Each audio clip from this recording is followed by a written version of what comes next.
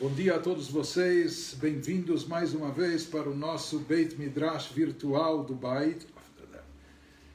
E nós vamos iniciar, como sempre no mês de Elul, com o toque do shofar.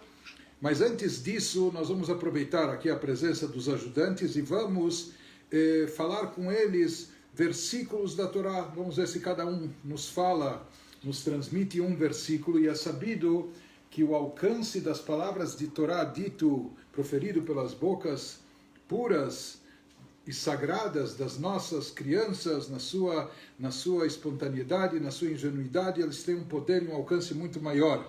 Então vamos começar, Mendel, sei Torá. Torá. Tziva. Tziva. Lanu. Moshe. Morashá. Kehilas. Yaakov. Muito bem, Mendel. Agora, Shlomi, sei Shema. Shema. Israel. Israel. Hashem. Elokeinu. Hashem. Echad. Muito bem, nós vamos então agora para o toque do shofar.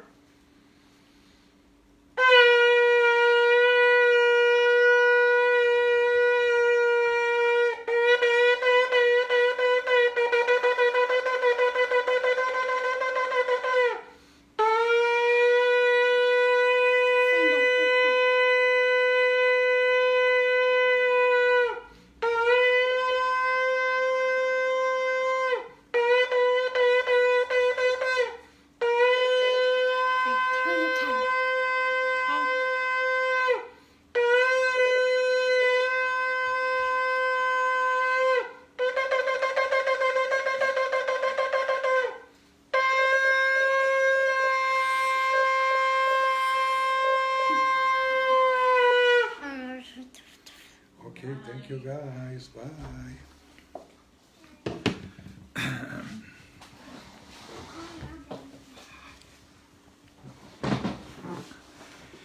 Muito bem. Então vamos prosseguir com o nosso estudo. Nós estamos no meio de um discurso racídico do Rav Shneur Zalman, editado na sua obra clássica Likutei Torá, que versa sobre o significado místico e profundo de Rosh Hashanah. Então, nós explicamos ontem que no decorrer de todo o ano, como a gente atrai a energia divina para o mundo, como a gente atrai e desencadeia as bênçãos divinas sobre nós, para que elas pairem sobre nós, para que elas se manifestem e se concretizem. Aquelas bênçãos, aquele fluxo que já foi obtido e conquistado em Rosh Hashanah de forma geral, e que depois foi dividido em 12 partes, uma para cada mês. Mais tarde ele é dissolvido em uma porção diária, para cada dia, para cada hora, mas isso tem que ser ainda atraído, isso tem que ser materializado, isso tem que chegar até o nosso mundo físico terrestre, e há interferências no meio do caminho. Essas interferências são, às vezes, promotorias que há contra nós. Será que nós merecemos esse fluxo? Será que nós fazemos jus de acordo com a nossa conduta, nossa ação, etc. E a forma de nós obtermos, atrairmos essas bênçãos no decorrer de todo o ano, nós falamos, é estando alinhados com a vontade divina. Ou seja, quando nós cumprimos na prática a Torá e Mitzvot, quando nós cumprimos os preceitos divinos, dessa forma nós estamos, por assim dizer, satisfazendo a sua vontade, e assim nós nos tornamos merecedores de que esse fluxo se concretize sobre nós, que ele venha em forma de brachot, de bonança, de tudo aquilo que nós necessitamos. Então nós falamos que, de certa forma, essa é a manutenção que nós fazemos, ou seja, para manter a vontade de Deus estimulada, motivada, a vontade dele de reinar sobre nós. Isso significa se manifestar nas nossas vidas. Isso significa ele emitir esse fluxo de energia vital para todas as criaturas, ou para cada um de nós em particular, naquilo que nós necessitamos, etc. Para isso, nós temos que estar subordinados à sua vontade, nós temos que aceitar ele como rei, saber que a sua vontade é soberana, e quando nós estivermos alinhados com a sua vontade, então a vontade dele também será de satisfazer a nossa vontade, as nossas necessidades vitais e mais do que isso. Né? Então esse alinhamento ocorre através dessa nossa subordinação. Isso significa, ou seja, que o rei já foi coroado, o rei já está atuando. Para a gente manter ele atuando, motivado, nós temos que praticar a nossa parte do pacto, do acordo, e demonstrar que de fato para nós a sua vontade, a vontade dele é soberana. Nós estamos subordinados a ela, nós estamos cumprindo e praticando o bem, o correto, o Torá, mitzvot, etc. E dessa forma nós fazemos jus, nos tornamos merecedores que essa vitalidade paire sobre nós, que esse fluxo chegue até nós, esse fluxo divino, e que essas bênçãos se concretizem na nossa vida. Então esse é o caminho, estar alinhado com a sua vontade, através do cumprimento de Torá e Mitzvot. Depois nós falamos, mas o que acontece com aquele que, porventura, não cumpriu Torá e Mitzvot, com aquele que se desligou do judaísmo, com aquele que se afastou da vontade divina, com aquele que transgrediu e fez o contrário, o oposto?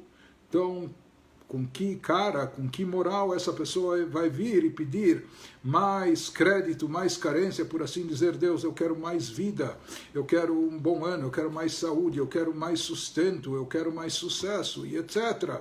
Como ele vai coroar a Deus como rei? Porque coroar significa elegê-lo e subordinar-se a ele. Se a pessoa, no ano que passou, não esteve subordinada, não demonstrou na prática essa subordinação, não esteve alinhada com a sua vontade, muito pelo contrário, sua ficha ele não está com ficha limpa, ele não está com uma ficha espiritual adequada e etc.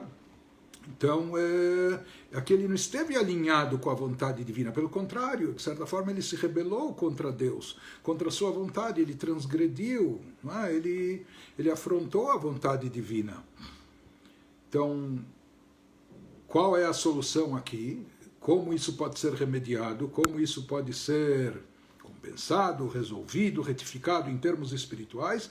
E nós já adiantamos que isso é através de tshuva, isso que ele vai nos elaborar em seguida nesse capítulo. Isso fala muito sobre nós, ou seja, nós, em termos espirituais, pelo menos eu, na maioria das vezes, nós somos pessoas um pouco medíocres em termos espirituais, não somos tão perfeitas, não é, ou impecáveis, etc. Então nós temos nossas falhas, nós temos os nossos erros, nós temos os nossos escorregões a nível espiritual, a nível de prática do bom e do correto, nós temos nossas recaídas. Então, nós falamos, será que está tudo perdido? De forma alguma, existe essa possibilidade da tshuva, mas agora nós vamos nos aprofundar sobre esse tema para entender como e por que a tshuva tem esse poder, esse alcance, como é possível que a tshuva retifique, etc. Não é? Qual o alcance místico, o efeito da tshuva, isso que nós vamos tratar nesse capítulo, como isso se realiza, como isso se produz em termos espirituais, a nível profundo. Então ele nos fala, Kedei le'avina chidush be'avodah de Rosh Hashanah legabei kol hashana kulam. Na verdade, nós estamos explicando qual a novidade do nosso serviço espiritual realizado em Rosh Hashanah em relação ao ano todo. Porque, como nós falamos, o ser humano é avaliado cada dia do ano, todos os dias da sua vida. Ele é reavaliado e o quanto ele merece, faz jus da cota daquele dia, se essa cota vai fluir com rapidez, com facilidade, vai se manifestar de forma evidente, se concretizar da melhor maneira, ou às vezes ela pode ficar retida, não é? Ou pode vir, mas de forma um pouco complicada. Então, esse julgamento, essa avaliação existe cada dia. Então, qual a novidade de Rosh Hashanah? Então nós estamos falando que em Rosh Hashanah existe a avaliação geral. E na data de Rosh Hashanah é quando a gente obtém a cota genérica, a cota geral para o ano inteiro. Ou seja, no decorrer do ano, mesmo que a gente se conduza da melhor maneira todos os dias do ano, cada dia, a gente não vai conseguir acrescentar ou aumentar mais do que aquilo que foi obtido e conquistado em Rosh Hashanah, porque Rosh Hashanah é o período quando se atrai aquela energia que abrange o ano inteiro que está se iniciando. Para entender, elaborar mais esse assunto, ele vai nos explicar agora Yagdim Biur Kochash la Tshuva, o poder e o alcance da Tshuva, já que Rosh Hashanah também é o primeiro dos Aseret Yemei Tshuva, dos 10 dias de Tshuva, 10 dias de penitência, ou 10 dias de retorno, de arrependimento, ou de retorno a Deus. Essa é a tradução mais correta e também não só uma questão de etimologia, mas também a que expressa da melhor maneira o conceito de Tshuva, retorno a Deus, reconciliação.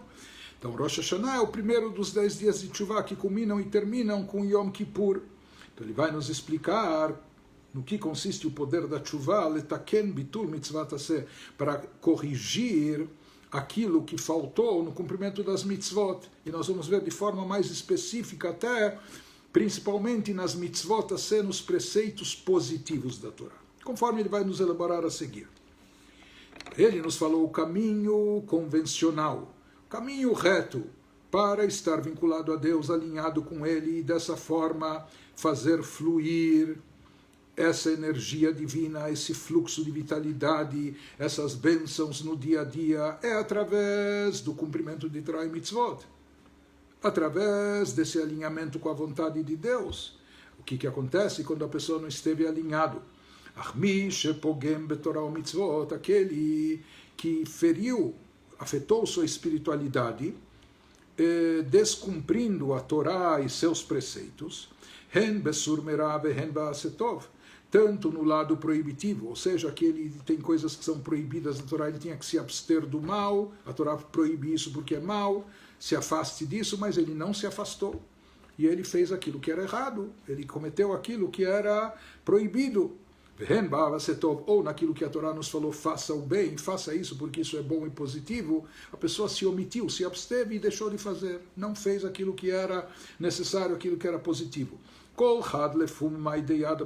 Cada pessoa no seu nível, cada pessoa de acordo com as especificações da sua vida, cada pessoa que não se engana de acordo com aquilo que ela sabe de si própria, né? Através do seu autoconhecimento, ela sabe o que falhou, e o quanto falhou, e no que falhou, etc.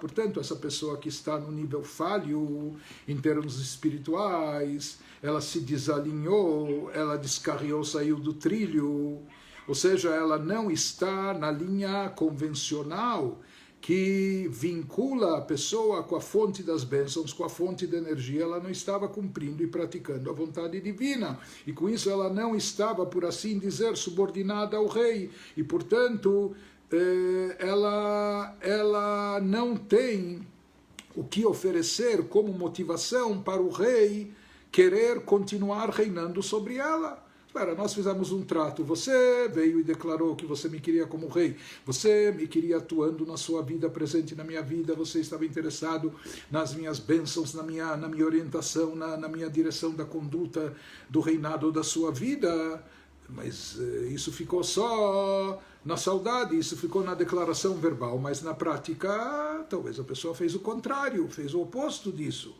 Então, essa pessoa, na realidade, ela não tem motivo para estimular e despertar a vontade de Deus de continuar reinando sobre ela. Isso significa de continuar atuando sobre ela e emitindo suas bênçãos sobre ela, etc. Não é?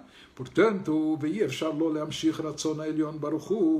essa pessoa, nessa condição espiritual que se afastou, que descarrilhou, que desalinhou-se da vontade divina, ele não tem como atrair a vontade suprema, legilui midat malchuto itbarach, para que Deus continue revelando o seu reinado, sua atuação sobre ele, já que ele se afastou, ele renegou, ele fez o contrário, fez o oposto, não é? Se rebelou. Uma vez que ele destituiu, tirou de sobre si o jugo do reinado divino na sua vida, durante a sua atuação ou no ano que passou. Então, como se retifica isso? Como se conserta isso? Aí ele nos explica, e nisso ele está enfatizando a peculiaridade que existe no dia de Rosh Hashanah, na avaliação, no julgamento que ocorre em Rosh Hashanah, que é chamado de Yom Hadin, o dia do julgamento, cabeça do ano, não só início do ano, mas cabeça do ano, cabeça que impacta e influencia o corpo inteiro. Então, em Rosh Hashanah, primeiro dia de Teshuvah, dos 10 dias iniciais do ano, ele nos diz, Hinebazeu, Itaron, Ma'alat, Rosh Hashanah, Ve'aseret Teshuvah. Nisso consiste a grandeza, a vantagem de Rosh Hashanah.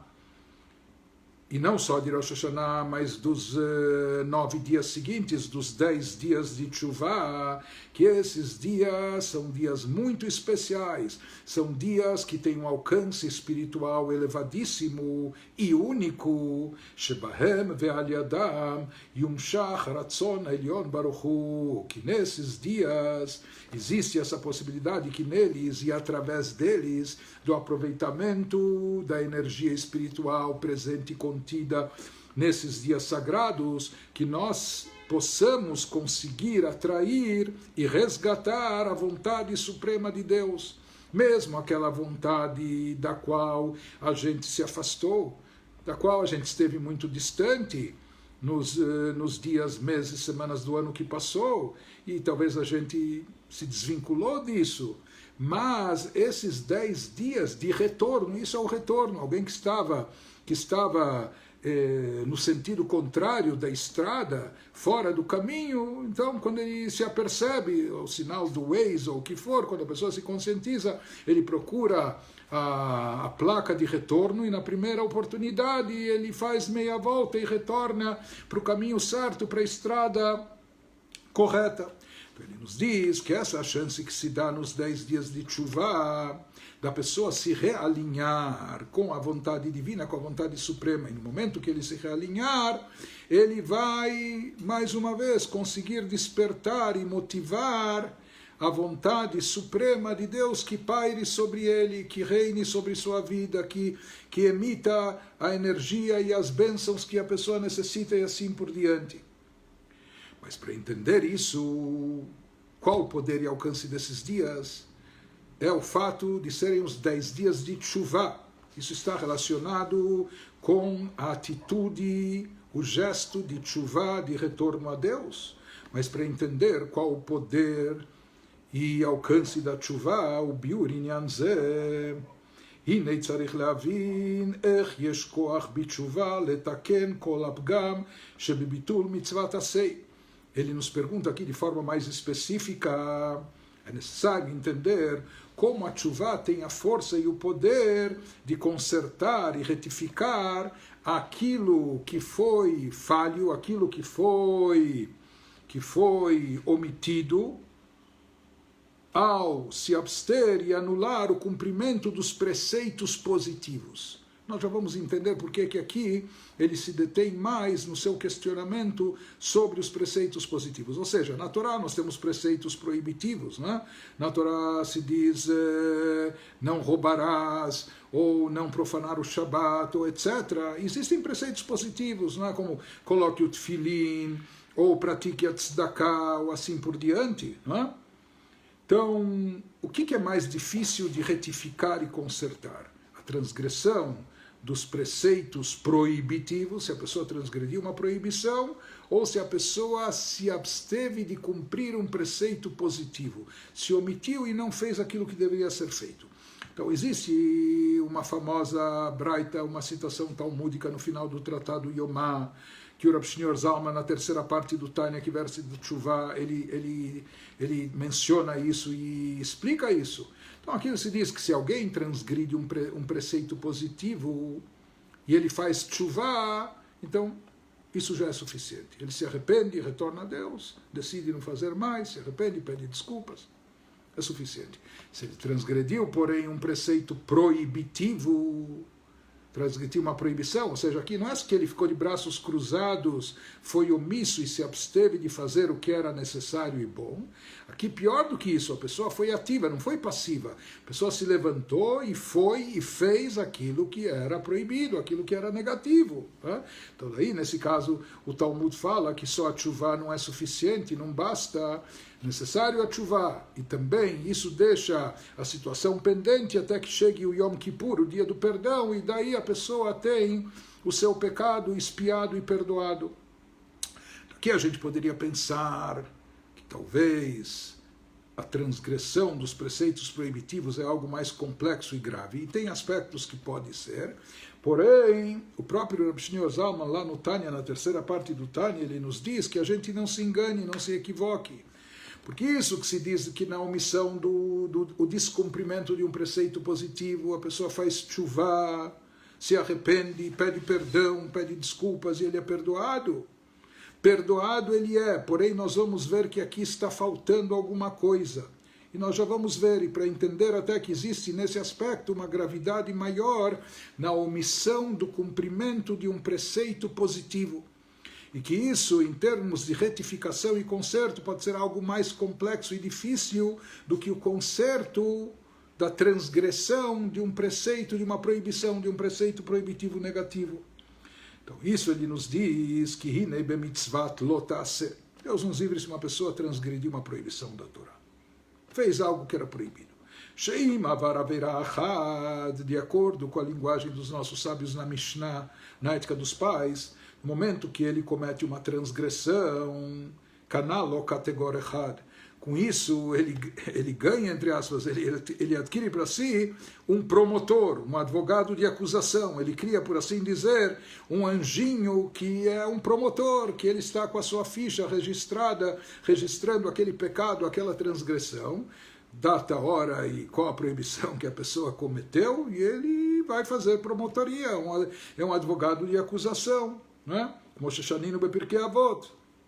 Porém, se mais tarde a pessoa faz tshuva, se a pessoa se arrepende daquela transgressão cometida, daquela proibição que ele fez, o que acontece? Me'achar sheyashuv el Hashem virachameu, na linguagem do versículo bíblico. No momento que ele volta a Hashem, retorna a Deus, Deus tem piedade e misericórdia, tem pena dele, mesmo que ele transgrediu a sua vontade e cometeu uma falha, talvez até uma falha grave. Porém, no momento que a pessoa se arrepende e se reaproxima de Deus, se arrepende de forma sincera e pede desculpas e se reaproxima de Deus, meorer rachamim rabim lemala, com isso ele desperta e evoca a misericórdia suprema de Deus. E a misericórdia de Deus é uma misericórdia muito grande, intensa e profunda. Então, independente até do grau e nível da sua transgressão, todo ser humano merece misericórdia de Deus, e ele acaba evocando e despertando essa misericórdia sobre si, no momento que ele se arrepende de forma sincera, se desculpa e retorna a Deus de forma concreta, resoluta, não reincidir, etc. Com isso, no momento que ele desperta a misericórdia divina, ele também vai obter o perdão de Deus. E o que isso significa? Vehem bechinat maim tehorim, shakatuv omer, isso está associado com aquelas águas puras que o versículo bíblico faz alusão a elas, como está escrito, Vezarakti alechem maim tehorim uthartem. No momento que vocês se reaproximarem de mim, assim fala Deus, eu despejarei sobre vocês águas puras para purificar-vos, para lhes purificar. É sabido que existe no judaísmo um processo de purificação que está vinculado com águas naturais, etc. Nós temos o banho de imersão na mikveh, etc. Ou seja, que as águas têm um poder de purificação. Sim, Deus diz, mesmo aquela pessoa que foi um pecador, que transgrediu uma proibição da Torá, porém, quando ele retorna a Deus, então ele desperta a misericórdia divina e Deus diz, eu irei purificar vocês. Por assim dizer, eu despejarei sobre vocês águas vivas, águas purificadoras, e elas lhes purificarão. Como está escrito no outro versículo, Imbrachatz Hashem Tzoat Bnei Tzion, Deus fala que Ele pessoalmente irá, por assim dizer, lavar as nossas almas, lavar a sujeira impregnada no nosso espírito através dos pecados que nós cometemos. Mas Ele vai limpar isso, vai lavar. Ou seja, assim como as águas têm esse efeito purificador, para nós a gente pode entender também como uma roupa que está suja e ela é lavada no tanque ou na máquina de lavar, e às vezes ela tem manchas mais, enfim, mais grossas, etc., que precisa de um produto mais forte, mais eficaz, mas no final das contas, através dessa água se produz essa lavagem, se retira as manchas, a sujeira, e a roupa volta a estar branca e límpida. Então, isso como exemplo das nossas vestimentas espirituais, ou maneira de dizer como lavar a nossa alma. Ou seja, que quando a pessoa faz tchuvá, se ele cometeu uma transgressão, uma proibição, no momento que ele se arrepende e volta a Deus, Deus vai lavar a sua alma, por assim dizer, ou seja, em outras palavras, através da tchuvá da pessoa, ele acaba desencadeando esse efeito que Deus vai limpar, lavar e apagar a mancha do seu pecado, e vai neutralizar aquele promotor, aquele anjo ou advogado de acusação contra a pessoa, ele é apagado, ele é neutralizado. O Kmamar, como a gente diz realmente na nossa reza, nesses dias sagrados de Rosh Hashanah Yom Kippur, Ve'arisha kula be'ashan tichle, que toda a maldade ela vai desaparecer, vai se desintegrar vai evaporar como fumaça. A maldade que existia dentro de nós, que nós internalizamos através das nossas atitudes, através dos nossos atos, etc. Essa maldade que ficou impregnada dentro de nós, através da nossa tchuvá, isso vai desaparecer, vai evaporar como a fumaça que vai embora, que está a vir, como realmente fala o versículo bíblico, um versículo em Zacarias, que Deus fala, o espírito de impureza eu retirarei de sobre a terra. Ou seja, isso nos demonstra a koach b'tshuvah, o poder e o alcance da tshuvah, do arrependimento e retorno a Deus, letaken aveirah shel mitzvat lo ta'aseh, o poder disso de corrigir e retificar a transgressão de um preceito proibitivo. Ou seja, mesmo quando uma pessoa cometeu uma transgressão, fez algo proibitivo, então a tchuvá tem o poder de lavar, de limpar, de apagar, eliminar o promotor. Então daqui a gente entende o que acontece no processo de tchuvá em termos espirituais, quanto aos preceitos, a transgressão de preceitos proibitivos, negativos. Que a tchuvá metaheret et adam minará, ou seja, através da transgressão, a pessoa atraiu mal para dentro de si, a pessoa ficou impregnada de mal na sua alma, porém a tchuvá limpa e lava a alma, o espírito da pessoa, purificando-a, retirando o mal que estava impregnado nela, e a impureza presente no seu espírito, que é decorrente do pecado, e Deus, com sua imensa misericórdia, ele apaga o pecado, apaga o vestígio do pecado, e o promotor, e a acusação, etc., que foram criados em decorrência do pecado. Porém, no caso de preceitos positivos, a pessoa tinha uma mitzvah tasseh, faça a Torá, um dos 248 preceitos positivos da Torá, faça o bem, pratique o bem, ame o próximo, seja caridoso com ele, ou assim por diante. E o que acontece quando a pessoa se omitiu e deixou de fazer o bem? Aval mitzvah tasseh, shehei mamshachot evarim de malka. No caso de preceitos positivos, esses preceitos, o cumprimento dos preceitos positivos, são chamados na linguagem cabalística do Zohar de Evarim de Malka, órgãos do rei, por assim dizer. É claro que Deus não tem nem corpo, nem expressão corporal, mas metaforicamente falando, para a gente entender melhor o conceito, a Torá, Dibra Torá, Belashon Bnei Adam, a Torá se expressa na linguagem humana para aproximar mais os conceitos da nossa compreensão, do nosso entendimento, e a Torá chama os preceitos positivos, assim são chamados no Zohar, na Kabbalah, de órgãos do rei. Se a pessoa deixou de cumprir um preceito positivo, me'achar shepagam vegaram chisaron ashpaatam, uma vez que ele feriu e afetou esse órgão, ele prejudicou a sua atuação e sua influência, aqui está faltando algo. Está faltando algo, aquele órgão que fazia já não fez, não produziu. Então, mesmo que ele se arrependa, mas aquilo que está faltando, como se preenche, como se compensa? Como isso pode ser corrigido e retificado através do arrependimento? Como nós podemos, através da tshuva, compensar, voltar à plenitude espiritual, ou resgatar ou atrair aquele fluxo que é obtido através da mitzvot e que aqui foi perdido. Como a gente pode preencher esse vazio, esse vácuo? Então ele nos diz, essa é a pergunta que ele faz particularmente sobre mitzvot aseh, sobre o cumprimento de preceitos positivos. Como a tshuva tem o poder de lemaleu, leashlim, de preencher e completar a falta, a falha, o vazio, o vácuo espiritual, shenotzar alidei bitul mitzvat aseh, que foi criado em função do descumprimento de um preceito positivo. De Bishleimai, aqui vem um ponto muito importante para a gente entender. De Bishleimai, kol inyan mitzvot ayarak asiyat mitzvah grida.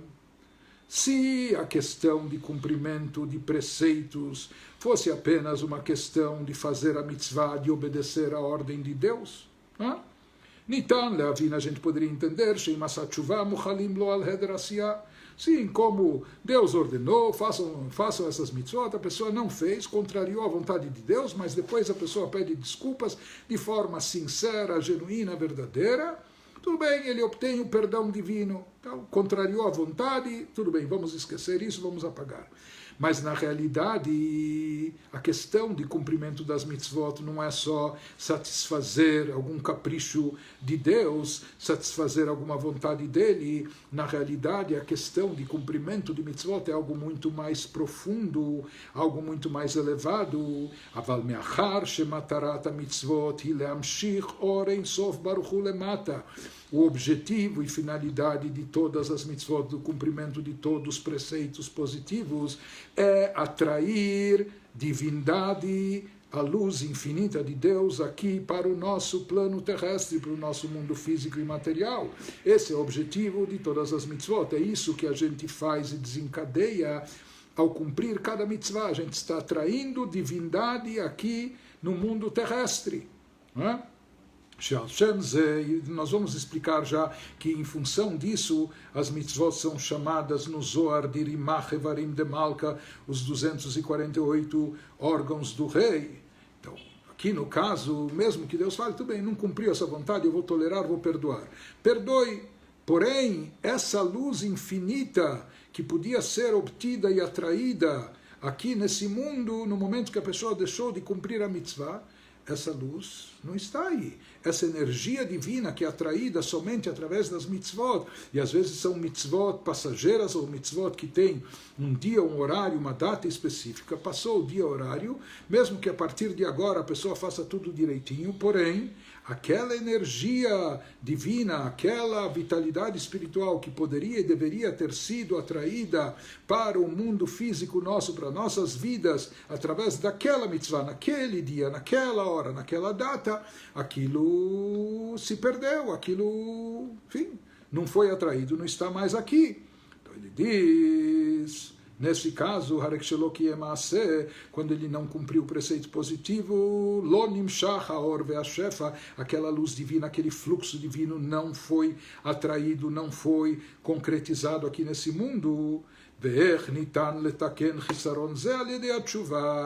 Portanto, como é possível retificar, consertar essa ausência, esse vazio, através da tshuva? Ou seja, no caso das ações negativas, a pessoa atraiu mal para dentro de si, ficou impregnada de mal, etc. Então, lavar-se, desfazer-se desse mal, lavar o seu espírito, sua alma, limpar essa sujeira absorvida na sua alma, isso nós falamos, vem essa água purificadora divina, essa metáfora, por assim dizer, Deus ajuda, limpa e tira essa sujeira. Ah, tem um anjo lá, chatinho, fazendo promotoria, lembrando os nossos pecados e fazendo acusação, a gente cala ele, a gente neutraliza, acaba com ele, né, como naqueles joguinhos que pim, e pronto, ele desapareceu, sumiu. Tá? Então, o mal estava presente, incomodava muito e etc., talvez até de forma gritante, mas tudo bem, se limpou, se apagou, o mal sumiu.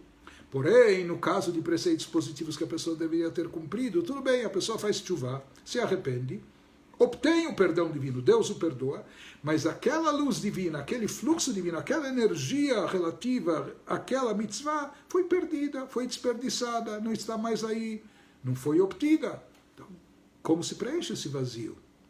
Por isso aqui ele questiona mais em relação aos preceitos positivos. Só elaborando um pouco esse assunto que o Zohar chama as mitzvot a ser os preceitos positivos de órgãos do rei, só para ilustrar um pouco, como a gente falou, Deus não tem nem corpo nem imagem corpórea, mas apenas associando isso a nós mesmos, porque de fato há um versículo bíblico no livro de Jó que diz: Mipsari erze Eloká, da minha carne eu posso contemplar a Deus, divindade.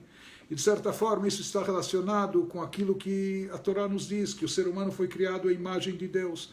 Com certeza aqui não é uma imagem corpórea, mas aqui nós entendemos que através do autoconhecimento, observando como as coisas ocorrem conosco, dentro de nós, nós podemos transpor isso para entender também, conhecer mais o Criador, a divindade. O autoconhecimento leva também ao conhecimento de Deus. Então, usando essa metáfora, entendendo como as coisas funcionam dentro de nós, apenas ilustrando. Por exemplo, nós temos os órgãos do corpo físico. Vamos tomar como exemplo o olho. Não é? Por outro lado, nós temos a alma, e a alma tem os seus poderes. Derivados da alma, Deus nos livre, um corpo que jaz na terra, depois do falecimento, ele também tem olho, mas ele não vê, ele não enxerga. Por quê? Porque ele está desprovido de alma. Uma alma incorporada, quando a alma está revestida num corpo, a alma tem os seus poderes de atuação. Então, através da alma, nós temos o poder da locomoção, o poder da ação, o poder da audição, do olfato e assim por diante. E nós temos o poder da visão. Não é? Então, o poder da visão, que é um poder da alma, ele se reveste no órgão chamado olho ou córnea, e através disso, através dessa fusão, o poder de visão da alma, quando revestido no olho, que é um órgão físico do nosso corpo, então a pessoa vê e a pessoa enxerga. Deus nos livre, uma pessoa que não vê, não enxerga, uma pessoa talvez até que era cega de nascença, o que isso significa?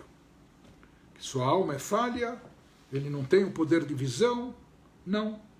O que isso significa? Significa que o órgão do seu corpo é falho. O órgão físico do seu corpo tem uma limitação e um problema. Por isso, essa limitação, esse problema, esse defeito, enfim, não permite que o poder de visão da sua alma se manifeste e ele consiga enxergar. Mas vamos dizer que depois de algum tempo surge um doador, acontece algo e a pessoa recebe uma doação de córnea, recebe um olho, por assim dizer, novinho em folha e etc. Ele tinha um problema físico no seu olho, na sua córnea física, e por isso o poder de visão da sua alma não podia se expressar, não se manifestava. No momento que esse problema é corrigido, entre aspas, ele recebe um transplante de córnea, ele recebe um novo olho, de repente um milagre, Baruch Hashem, ele começa a ver e começa a enxergar.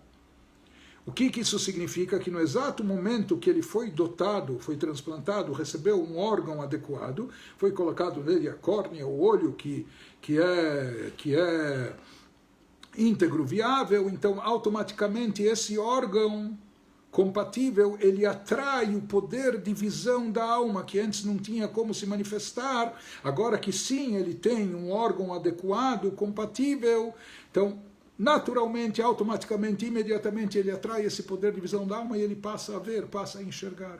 Em outras palavras, o órgão físico atrai a vitalidade, atrai a energia que vem da alma. Da mesma maneira, transpondo isso, esse é o exemplo, um pouco para entender a metáfora que o Zohar utiliza, que chama as mitzvot de órgãos do rei. As mitzvot a gente faz com coisas físicas, materiais, pode ser o chale, o talit de lã, pode ser o tefilim de couro, a mezuzá de pergaminho, e assim por diante, a tzedakah que a gente dá com dinheiro, a gente se utiliza de coisas físicas, certo? No cumprimento das mitzvot. O Zohar chama isso de órgãos do rei. Assim como os órgãos atraem a vitalidade da alma, da mesma maneira, esse é o efeito das mitzvot, que essas mitzvot que a gente faz aqui no mundo, através, se utilizando de coisas físicas, materiais, ou com o nosso próprio corpo, e assim por diante, elas atraem, por assim dizer, da alma do mundo, da vitalidade divina, elas atraem esse fluxo de energia, uma vitalidade que se reveste nesses órgãos. Por isso ele nos diz, quando uma pessoa deixou de cumprir um preceito positivo, não é apenas que ela desobedeceu a ordem do rei, faça tal coisa ele não fez. Tudo bem, o rei vai perdoá-la, mas aqui tem algo mais. Aquela força, aquela energia, aquele fluxo divino que as mitzvot, e somente as mitzvot, os preceitos são capazes de atrair, não foi atraído. Foi desperdiçada aquela oportunidade, aquele fluxo, aquela luz. Então, por isso ele diz, e aqui ele pergunta, então, como é possível, como a tshuva consegue reparar essa falta, essa omissão, essa falha, como a tshuva pode resgatar ou recuperar essa luz perdida, esse fluxo que só é obtido através das mitzvot. Então, por enquanto, essa pergunta fica pendente, deixamos essa pergunta aqui, e conforme o estilo na Hassidut, não é ping-pong, não é pac-pac, pergunta e resposta, e o Rav Shneur Zalman, o seu caminho é o caminho longo e curto, ou seja, parece o caminho mais longo, que se dá uma resposta mais elaborada e etc., demora para vir a solução do problema e a resposta, mas parece que é um caminho mais longo, mas no final é o atalho, é o caminho mais curto para se chegar à resposta exata. Então, primeiro, conforme o estilo na Hassidut, ele vai dar uma introdução, e a partir dessa introdução, nós vamos chegar por si só à resposta desse questionamento.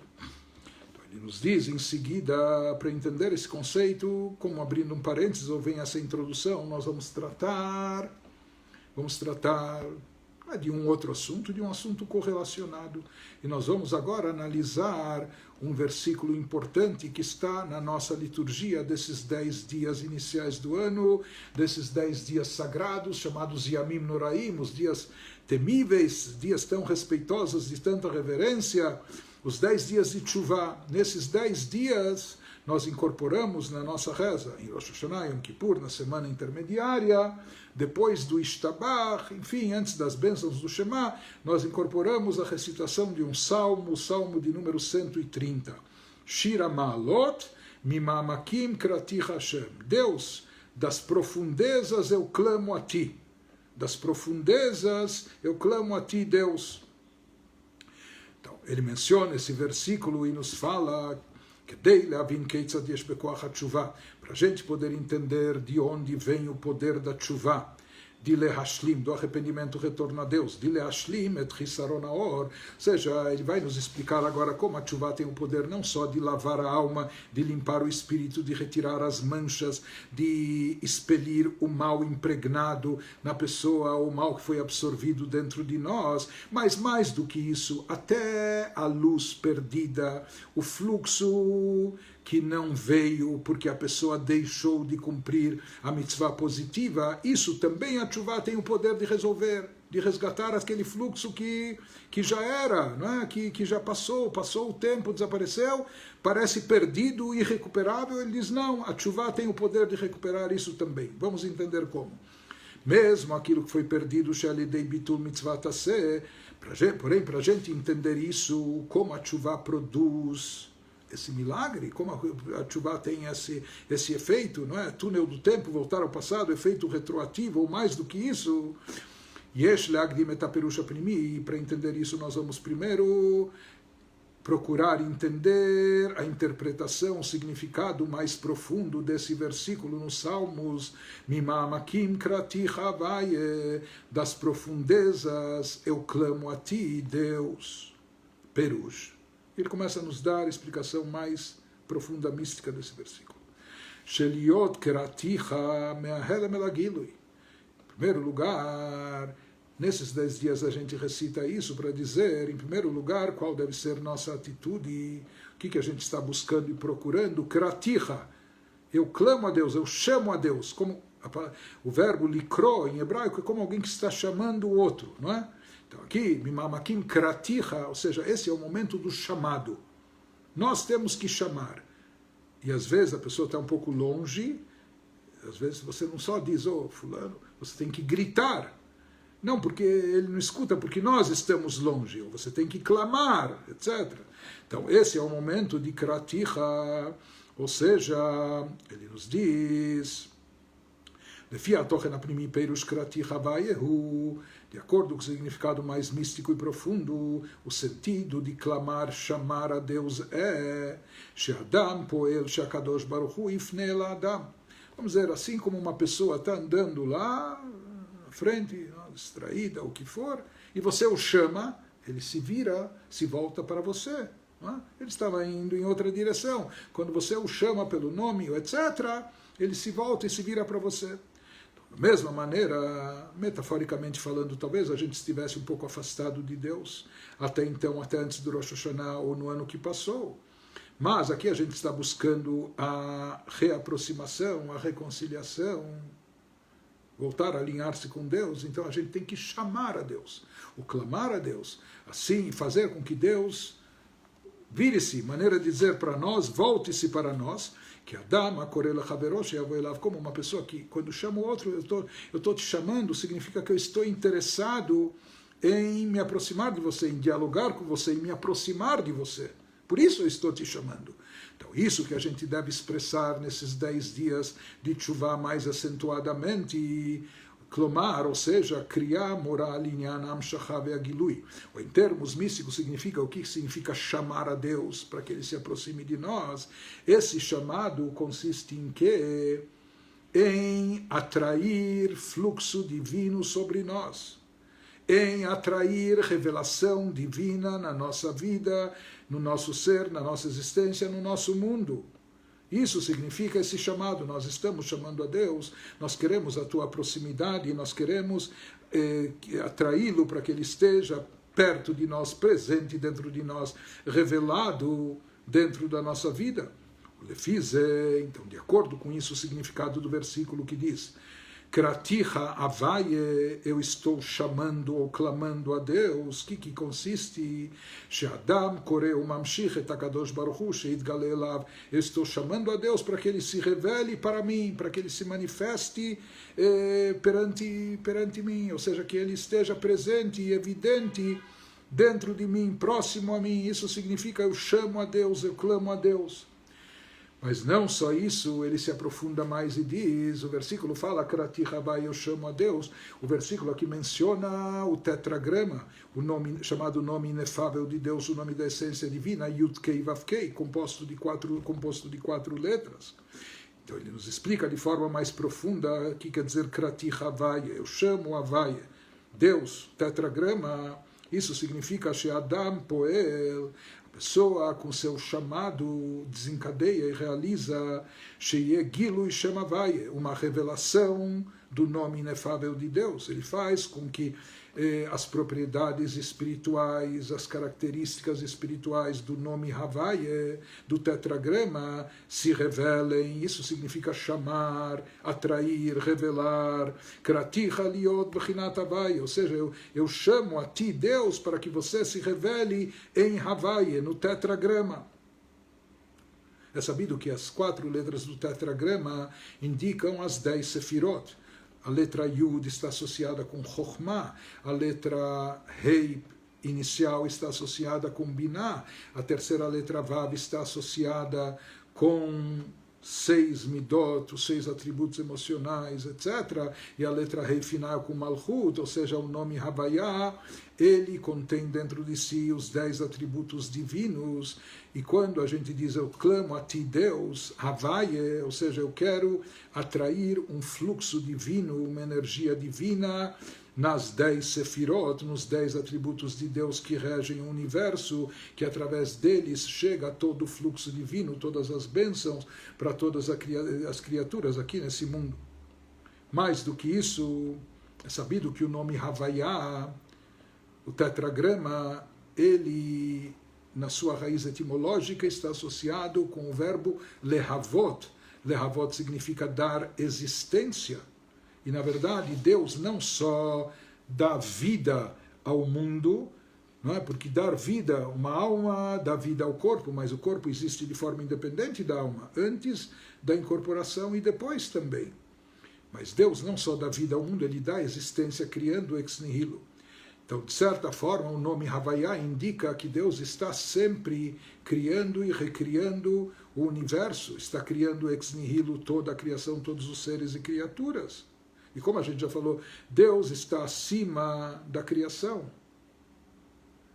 Adon Olam Asher Malach Beterem Kol Yetzur Nivra, ele é o Senhor do universo, ele já reinava antes do mundo existir. Como a gente já falou, ele não precisa dos mundos, não há carência, etc. Ele é absoluto, a grandeza de Deus não consiste em ele ser criador. Na essência, a sua grandeza é muito mais elevada que isso. O fato dele ser criador, até para ele, isso ainda não é um elogio, pode ser até um rebaixamento, mas de qualquer forma, quando nós criaturas necessitamos, pedimos, suplicamos a intervenção divina, a presença dele no mundo de forma revelada, mostrando suas bênçãos, etc., então isso significa que nós queremos atrair um fluxo divino, kratiha, clamo a ti Deus, havaye, para que Deus se manifeste, dando existência, nutrindo e saciando o mundo de toda a vitalidade que ele necessita e de todas as bênçãos. Como a gente já disse que a Kadosh Baruch Hu Bechvod Be'atzmo, a essência divina por si só, o Lemala Gam Mishem Havai, ela está acima do nome Havai, da divindade expressa no nome no tetragrama, mesmo que esse nome expressa um nível muito elevado de santidade, de divindade, mas é apenas um nome, é um reflexo ainda da divindade, como é o nome da pessoa, é apenas um reflexo da pessoa, certo? A essência de Deus, porém, está muito acima do nome. Quando nós fazemos o chamado kratiha, chamo e clamo a ti, benyan kriyahu, she'akadosh baruch hu yumshach veitgale eleinu, isso consiste no conceito que Akadosh Baruch Hu, que Deus, por assim dizer, a sua divindade seja atraída e revelada para nós e sobre nós, alidei sheyoredu mitzamtzem beotiot shemavaye, através disso que ela desce das alturas transcendentais, dos níveis espirituais elevados, e se limita e se condensa, por assim dizer, nas letras do tetragrama, nas letras do nome Havai, dando existência ao mundo através das 10 sefirot, etc. Dehainu, ou seja, isso significa, representa Amshachat ve'ashpaot bechinot evarei de Malka. Em outras palavras, isso nos remete àquele conceito que nós mencionamos, dos órgãos do rei. O órgão atrai a vitalidade, o olho atrai o poder de visão, o ouvido o poder de audição, e assim por diante. Não é? Quando os órgãos estão bem em forma, esse poder se manifesta e se revela, até de forma natural. Aqui o que a gente busca com esse chamado a Deus, entre Rosh Hashanah e Yom Kippur, nesses 10 dias sagrados e elevados, nós estamos chamando e clamando a Deus, a divindade transcendental, que está acima até do nome Havaiá, acima da criação, acima da existência, para atrair de lá, dessas alturas transcendentais, que não é o nível convencional de divindade que está presente, atuando no mundo de forma regular. Não, aqui se trata de algo que está acima do mundo, acima do universo, acima de tudo, mas de lá, dessa fonte elevadíssima, nós buscamos atrair algo inédito, um novo fluxo, uma coisa transcendental totalmente elevada. Né? Atrair de lá uma vitalidade, uma nova vitalidade para, ou através desses órgãos do rei, entre aspas. Ou seja, a Gilui de Bechinat Shem Havai é a revelação desse nome Havaiá de Deus, que é uma revelação de espiritualidade, uma revelação divina, de alto nível. Isso que a gente evoca. Kratiha, eu clamo a ti, Deus, Liot Bechinat Havai, seja que a tua presença esteja evidente nesse mundo que você, Deus, dá existência, que isso se manifeste no processo das 10 sefirot que estão insinuados no tetragrama no nome Havai. Então, esse conceito, é exatamente isso que nós mencionamos, o que está relacionado com o fluxo divino, a luz divina que é produzida e atraída através do cumprimento dos preceitos. Shehei Mevarim de Malka, que na linguagem cabalística os preceitos são chamados de órgãos do rei, como a gente mencionou anteriormente.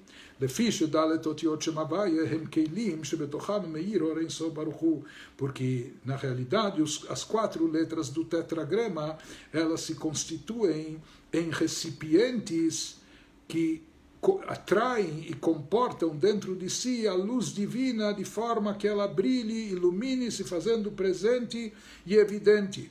De Bechol Ot, em cada uma das 4 letras do tetragrama, Yeshna Amshacha Acheret, se produz e ela representa um tipo de fluxo distinto, Meor Ein Sof Baruch Hu, que vem da luz infinita de Deus. De Fin Yanash Elotzu, cada um correspondendo àquela letra especificamente. Isso a exemplo, tomando como ilustração os diversos órgãos do corpo, nos quais se reveste, se revela a vitalidade da alma. Então, a vitalidade da alma se revela em cada órgão de acordo com as suas características. No cérebro, para pensar, meditar, nos olhos para ver e enxergar, nos ouvidos para escutar e ouvir, e assim por diante. Assim também, cada mitzvah, ela obtém e atrai um fluxo específico de luz divina. E é conhecido também aquilo que os livros cabalísticos trazem, que cada uma das mitzvot está relacionada e vinculada a uma das 4 letras do tetragrama. Inclusive, no texto místico do Arizal, do grande cabalista Rabbi Yitzhak Luria, no texto da liturgia para ser recitado na leitura do Shema antes de dormir, tem textos adicionais. Lá um texto que a gente, por assim dizer, pede perdão divino e nos diz se a gente falhou em tal ou tal mitzvah, nessa mitzvah que está relacionada com a letra Yud do nome Havaiá, ou com essa outra mitzvah, esse outro tipo de mitzvot que está relacionado com a primeira letra Rei, e assim por diante. Então é sabido na Kabbalah que cada uma das mitzvot, dos preceitos nossos, das ordens divinas, está associada e produz, significa que ela atrai um tipo de fluxo espiritual que está relacionado com aquela letra, com uma letra específica do tetragrama do nome de Deus. Como nós falamos, que isso também está relacionado com a Sefirot, etc. Então ele nos diz, esse conceito de atrair o nome Havaiá, isso está muito associado com atrair o fluxo e a luz divina que nós fazemos e produzimos através das mitzvot também, como nos órgãos de Deus, por assim dizer. Aqui, o que nós estamos buscando em Rosh Hashanah e Yom Kippur, e com isso nós vamos concluir hoje, o Alidei Mimamakim, como a gente atinge esse nível transcendental, aquele nível tão elevado, que é um nível que está acima até do tetragrama do nome de Deus, não é o padrão convencional de onde é derivada e vem a luz divina, etc. Como se chega nesse nível tão superior, nesse nível que está acima do mundo, o Alidei Mimamakim, quando a gente atinge as profundezas. Dehainu Omeka Elion, ou seja, quando a gente chega nas profundezas supremas da divindade. Aqui é chegar no âmago da divindade. O Ratzon Elion, naquela vontade que ainda não está especificada em termos de mitzvot assim, etc. Shelemala mala mibchinat ishtal shalut. A vontade suprema divina que está acima do mundo e do universo. Ou seja, que para a gente poder preencher o tetragrama com luz e fluxo inédito, para a gente poder, por assim dizer, fazer esse chamado e atrair uma luz infinita, ou seja, atrair essa luz, preencher essa luz no tetragrama,